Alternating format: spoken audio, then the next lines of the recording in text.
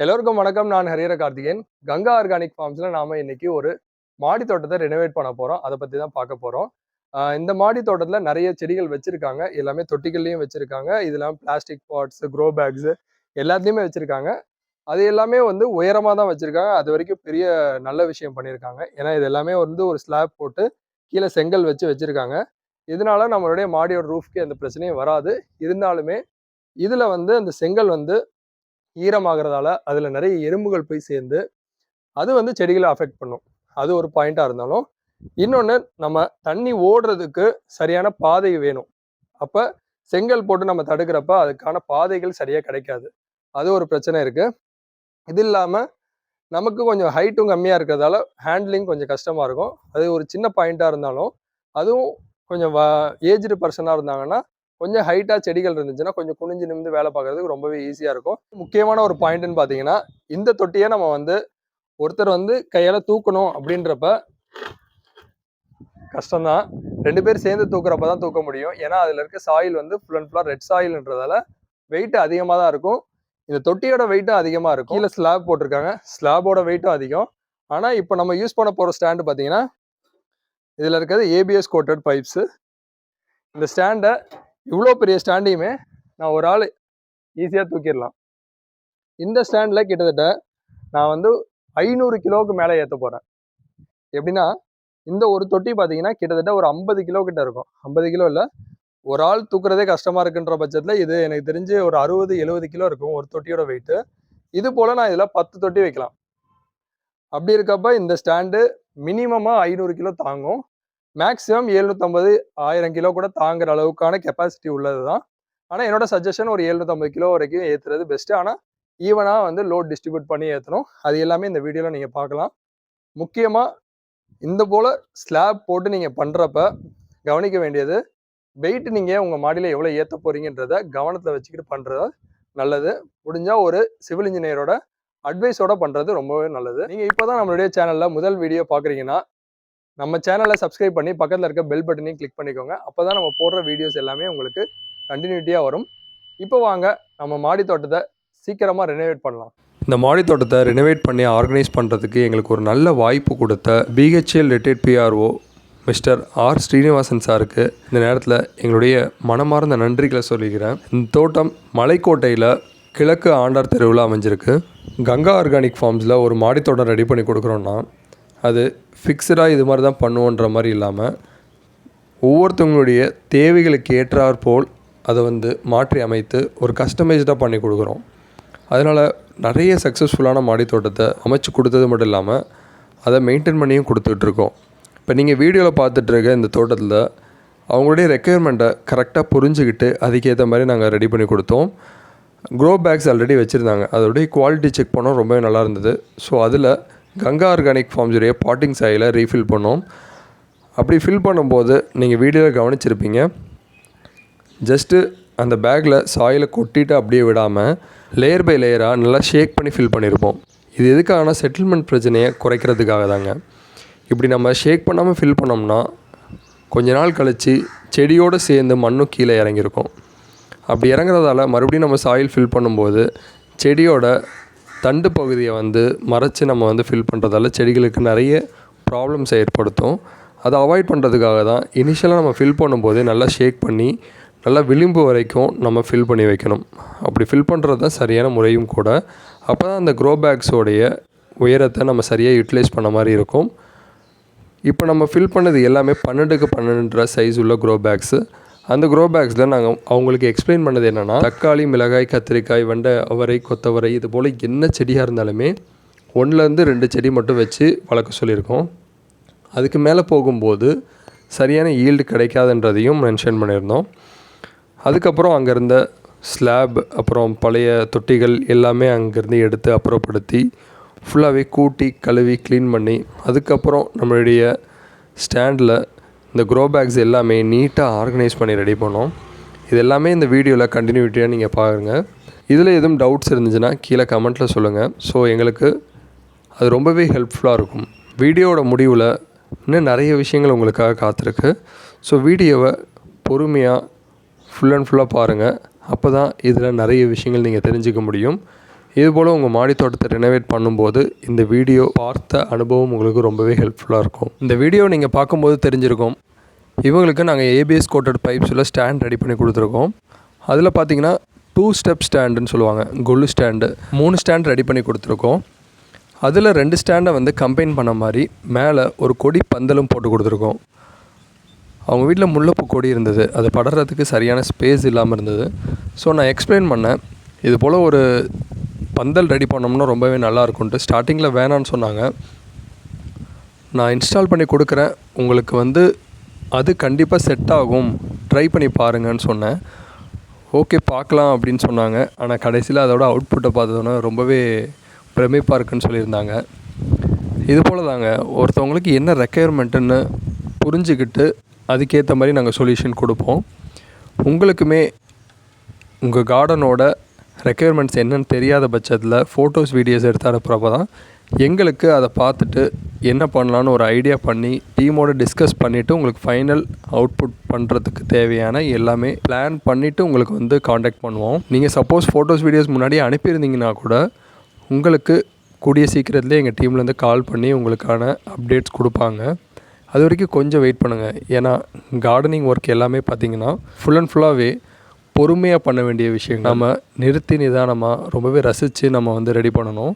அப்போ தான் அந்த கார்டனை வந்து நமக்கு பிடிச்ச மாதிரி ரொம்பவே அழகாக ரெடி பண்ண முடியும். 2 ஸ்டாண்டையுமே கஸ்டமைஸ் பண்ணி கம்பைன் பண்ணி தான் இந்த பந்தல் ரெடி பண்ணியிருக்கோம். இதுவும் ஏபிஎஸ் கோட்டட் பைப்ஸில் தான் ரெடி பண்ணியிருக்கோம்.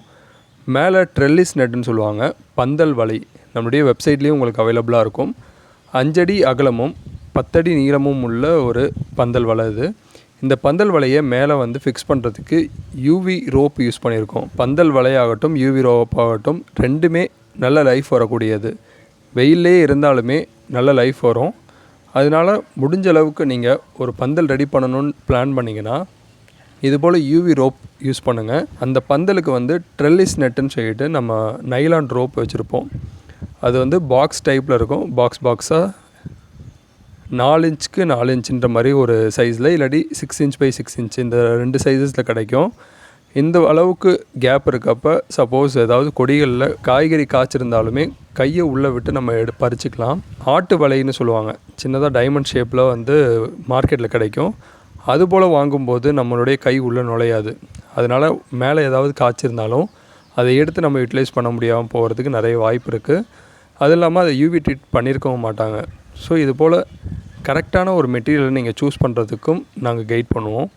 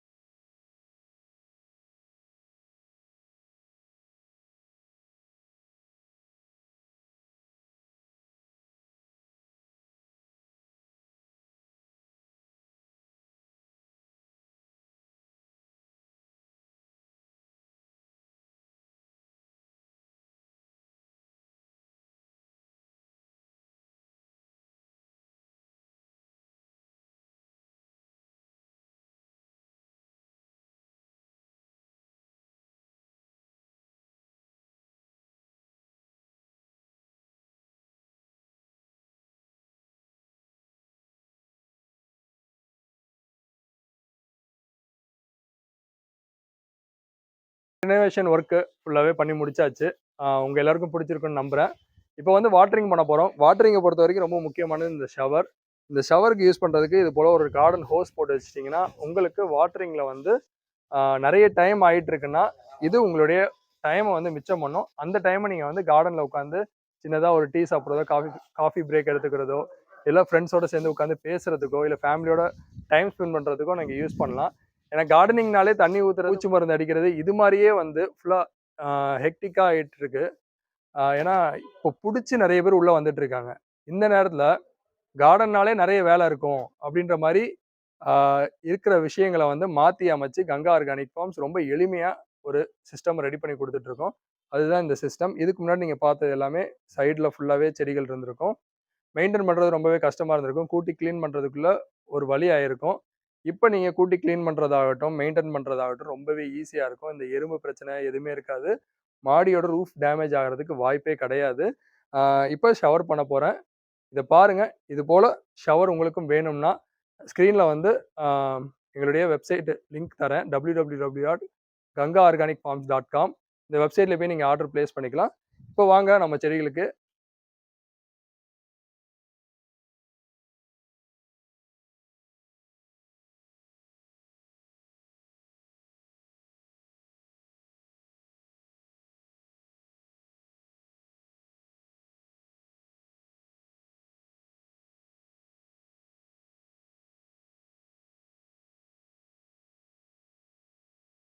நிறைய தண்ணி ஊற்றுறேன். நெக்ஸ்ட் டைம்லேருந்து லைட்டாக மேல் மண் நனைகிற அளவுக்கு மட்டும் தண்ணி ஊற்றினா போதும். இது போல் லீவ்ஸ் மட்டும் இருக்க செடிகளை வந்து ஃபுல்லாக குளிப்பாட்டுற மாதிரி நம்ம தண்ணி ஊற்றலாம். பூக்கள் இருந்துச்சுன்னா, அதாவது பூ பிஞ்சு பிடிச்சி காய் காய்க்குன்ற மாதிரி செடிகள் இருந்ததுன்னா நம்ம வந்து அதை வந்து பூக்கள் மேலே தண்ணி ஊற்றக்கூடாது. ஸோ அதை மட்டும் கவனம் வச்சுக்கோங்க. இப்போ இந்த ரோஸ்லாம் இருக்குன்னா இது மேலே நீங்கள் பூக்கள் மேலே தண்ணி ஊற்றலாம், ஒன்றும் ஆகாது. இதே நீங்கள் வந்து தக்காளி, மிளகாய், கத்திரிக்காய் இது மாதிரி செடிகள் இருக்குன்னா பூக்கள் பூத்துருக்குன்னா அதில் வந்து பூக்கள் மேலே நீங்கள் தண்ணி ஊற்றக்கூடாது. அப்படி ஊற்றுறப்ப என்ன ஆகும்னா அந்த பூக்கள்லாம் உதிர்ந்துறதுக்கு வாய்ப்பு இருக்குது. ஸோ அதனால் தண்ணி ஊற்றுறதுல மட்டும் கொஞ்சம் கவனமாக இருங்க. இது போல் பூக்கள், பூச்செடிகள் ஆகட்டும், அதாவது காய் காய்க்காத பூச்செடிகள், அப்புறம் இது போல் கிரீன்ஸ் இதுக்கெல்லாம் வந்து நீங்கள் செடி ஃபுல்லாகவே நனைகிற மாதிரி நீங்கள் தண்ணி ஊற்றலாம். மேல்மண் நனைகிற அளவுக்கு மட்டும் ஊற்றுங்க. நிறைய பேர் கேட்பாங்க, இது போல் தண்ணி ஊற்றுறப்ப அந்த தண்ணியெல்லாம் வந்து கீழே விழுகுது, இதனால மாடியோட ரூஃப் டேமேஜ் ஆகுமா அப்படின்னு சொல்லி கேட்பாங்க. நான் என்ன சொல்கிறேன்னா, இப்போ மழை பெய்யறப்ப நம்ம மாடியில் தண்ணி விழுகுது தான். ஆனால் அந்த தண்ணி வந்து அடுத்த செகண்டே வந்து காற்றடிச்சு காஞ்சிரும், அப்படி இல்லைன்னா வெயில் அடித்து காஞ்சிரும். அந்த வெயிலை வந்து நம்ம க்ரோ பேக்ஸ் வந்து சப்போஸ் டேரெக்டாக நீங்கள் வச்சுருந்தீங்கன்னா அலோவ் பண்ணாது. அதனால நம்ம பேக் வச்சுருந்தோம்னா அதுக்கு அடியில் இருக்க தண்ணி வந்து இது போல் விழுந்தாலுமே காயாது. இதுக்கு முன்னாடி ஸ்லாப் போட்டிருந்தாங்க இல்லைங்களா, அந்த ஸ்லாபுக்கு அடியில் எப்பயுமே தண்ணி ஈரப்பதம் இருந்துக்கிட்டே இருக்கும். ஏன்னா அந்த இடத்துல காத்தோட்டமும் இல்லை, வெயிலும் டேரெக்டாக படாது. ஆனால் இப்போ அப்படி கிடையாது. காத்தோட்டமும் இருக்குது, வெயில் டேரெக்டாக படுறதால கீழே விழுகிற தண்ணியெல்லாம் இன்னும் ஒரு 5லேருந்து 10 நிமிஷத்துக்கு அப்புறம் இங்கே வந்து பார்த்தீங்கன்னா தண்ணி ஊற்றுற தடையமே இருக்காது. ஃபுல்லாகவே ட்ரை ஆகிருக்கும். மாடியோட ரூஃப் வந்து பக்கா சேஃபாக இருக்கும். ஸோ இந்த வீடியோ உங்கள் எல்லாருக்கும் பிடிச்சிருக்குன்னு நம்புகிறேன். இது போல் உங்கள் வீட்லேயும் ரெனோவேஷன் பண்ணணும்னா 8754990004 வாட்ஸ்அப் நம்பருக்கு உங்கள் மாடியோட இல்லைனா ஏற்கனவே வச்சிருக்க தோட்டத்தோட ஃபோட்டோஸ் அண்ட் வீடியோஸ் ஷேர் பண்ணுங்கள். அதை பார்த்துட்டு எங்கள் டெக்னிக்கல் டீம்லேருந்து உங்களுக்கு கால் பண்ணி பேசுவாங்க. கண்டிப்பாக உங்கள் தோட்டமும் இது போல் ரொம்பவே ஆர்கனைஸ்டாக ஒரு சிஸ்டமேட்டிக்காக இருக்கணும்னு கேட்டுக்கிறேன். இந்த வீடியோ பிடிச்சிருந்தா லைக் பண்ணுங்கள், மறக்காமல் உங்கள் ஃப்ரெண்ட்ஸோட ஷேர் பண்ணுங்கள். இது போல் நிறைய பயனுள்ள பதிவுகளுக்கு கங்கா ஆர்கானிக் ஃபார்ம்ஸ் யூடியூப் சேனலை சப்ஸ்கிரைப் பண்ணி பெல் பட்டனையும் கிளிக் பண்ணிடுங்க. நன்றி.